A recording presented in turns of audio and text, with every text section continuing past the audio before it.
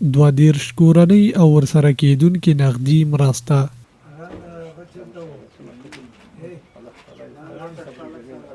دلته د خوست ولایت پیښو سره د مبارزې امادګۍ ریاست کې د یاد ولایت د 32 شهیدانو کورنۍ وارثینو ته د نغدي پیسو د ورکړې مرسته تر سره شوه. د یاد ریاست مسولینو په وینا دا د هغو شهیدانو وارثین دي چې د کورنۍ غړي په تیر یو نیم کال موده کې په طبي او غیر طبي پیښو کې شهیدان شوي دي.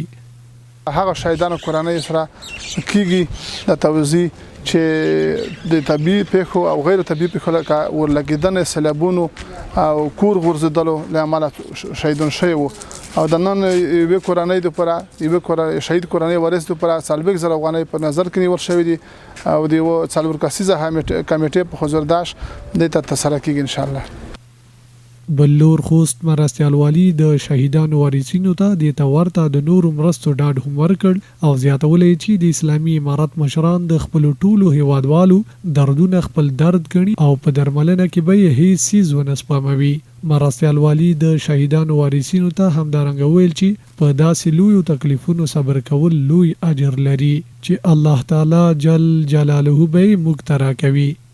لله الحمد. د افغانستان اسلامي امارت لخوا د وزارت په حکم او د مذکوره ریاست په لزومدید او د ولایتي ادارې په هدایاتو فی نفر او هرې کورنۍ ته 40,000 افغانۍ کمک او مرسته وشوله. مرسته ترلاسه کوونکې خوښ ول چې ستونزو ته یې تر یوه بریده رسیدنه کیږي. تر څنګ له حکومت څخه په یادو برخو کې د نورو مرستو غوښتنې هم وکړي. خدای دې ټولو خلکو ته بیروزګاره خلکو ته نورو خلکو ته څوک چې دردمند دی هغو ټولو ته د خدای پاک د توفیق غوړو د الله پاک نه توفیق غوړو د عمراو ته چې د خلکو سره همکاري وکړي. موږ سره همکاري غږ وکړو چې موږ نن دلته حاضر 40,000 روپۍ موږ ته وصل کوي. بېوزله خلک ډېر لکه موږ شمول نور ډېر خلک دي چې هغو سره کومکونه وشي داسې نغدي هر رقم ته مرستې چې وي موږ افغانیان ټول ځورېدلي کړېدلي خلک چې موږ سره کومکونه وشي.